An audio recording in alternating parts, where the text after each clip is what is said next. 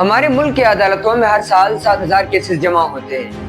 ان مظلوموں کو انصاف دلانے کے بجائے ان کیسز کو صرف عدالتی فائلوں تک محدود رکھا جاتا ہے، خواہ وہ ایک 7 سال کی بچی منتہا کا کیس ہو یا ایک 35 سالہ عورت مختار مائی کا کیس ہو، زیادتی ایک سی ہے پر انصاف کا ابھی تک انتظار۔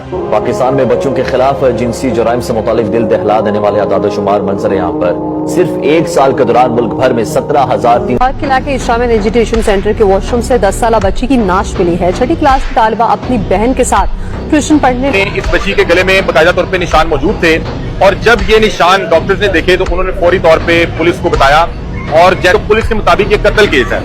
گلا دبایا ہے، اللہ بہتر جاتا ہے، جو ادھر آ کے دیکھیے یہاں پہ اس کا پورا نشان پڑا۔ ذرا ایک لمحے کے لیے غور کرے، ایک 7 سالہ بچی منتہا اپنے گھر سے ہنستے کھلتے ہی نکلتی ہے، مقصد صرف پاس کی دکان سے کچھ سامان لے آئے۔ اس کے والدین اس کے گھر پر انتظار کر رہے ہیں۔ 5 منٹ گزرتے ہیں، آدھا گھنٹہ گزرتا ہے، اور رات تک شام کا اندھیرا گہرا ہونے لگتا ہے، لیکن یہ معصوم منتہا کبھی گھر کے دروازے سے واپس نہیں آئی۔ ایک ماں کی دھڑکنیں تیز ہو جاتی ہے، ایک باپ کی آنکھیں گلی کے ہر موڑ اور کونے پر ٹکی رہتی ہے کہ آخر کار منتہا گئی کہاں۔ والدین گھبراتے اور پاس کے تھانے میں جا کر رپورٹ رجسٹر کراتے ہیں کہ میرے ایک 7 سال کی بچی صبح سے گم شدہ ہے۔ پولیس اپنا کام شروع کرتی ہے، آس پاس کے CCTV فوٹیج چیک کرتی ہے، پھر نتیجتاً یہ معلوم ہوتا ہے کہ منتہا کسی دکان کے اندر تو گئی لیکن کبھی واپس باہر نہیں نکلی، کیونکہ ایک درندے نے 7 سالہ بچی کے ساتھ جسمانی زیادتی کر کے اسے بے رحمی کے ساتھ قتل کر دیا۔ اب سوال یہ ہے کہ ایک اسلامی ملک میں جسمانی زیادتی جیسے کیسز دن بدن کیوں بڑھ رہے ہیں؟ یہ گراف کم ہونے کے بجائے اوپر کیوں جا رہا ہے؟ اس کے 3 سب سے بڑے وجوہات یہ ہیں۔ پہلی اور سب سے بڑی وجہ شادیوں میں تاخیر۔ سندھ حکومت نے ایک قانون پاس کیا اور پنجاب میں بھی اس پر زور دیا گیا کہ ایک نوجوان کی شادی کرنے کا کم از کم اور بہترین عمر 18 سال ہونی چاہیے۔ قانون تو بن گیا، لیکن کیا آپ نے کبھی ہمارے معاشرے کا اصل چہرہ دیکھا ہے؟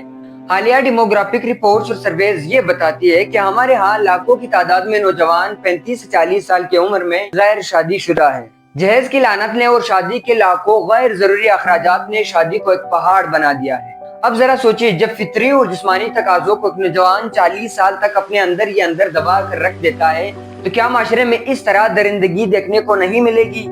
دوسری اور سب سے بڑی وجہ منشیات کا بڑھتا ہوا زہر۔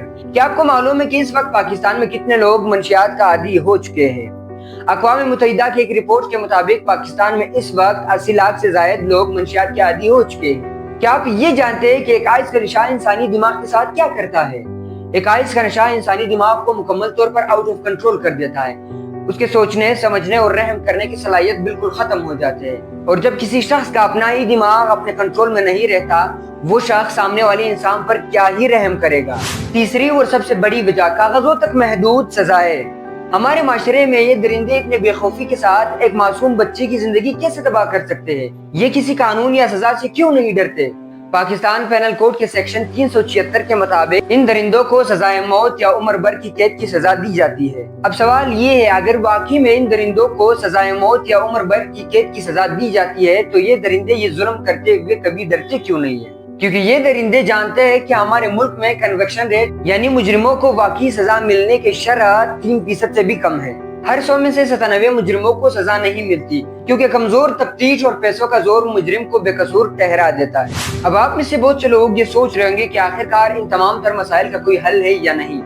بالکل ہے، ہمارے ساتھ جڑے رہے آخر تک اس ویڈیو میں۔ سب سے پہلا اور آسان حل، ہر والد کو چاہیے کہ وہ اپنے بچے کی شادی 18 سال کی عمر میں کرا دے، کیونکہ ایک نوجوان جب اپنی زندگی میں کسی ذمہ داری کو قبول کر لیتا ہے اور اپنا گھر بساتا ہے تو اس کی ساری توانائی ہمیشہ اس ذمہ داری کو اور اپنے گھر سنبھالنے میں لگ جاتی ہے۔ شادی محض ایک بندھن نہیں بلکہ معاشرتی استحکام کی سب سے بڑی دیوار ہے، اور سب سے اہم ہمیں شادی جیسے عمل کو آسان بنانا ہوگا تاکہ ہر کوئی اپنی زندگی کی ذمہ داری کو قبول کر سکے اور یہ درندگی کیے بغیر اپنی زندگی گزار سکے، اور اس سے معاشرے میں زیادتی جیسی لت خود بخود ختم ہو جائے گی اور ہر بہن اور بیٹی محفوظ رہے گی۔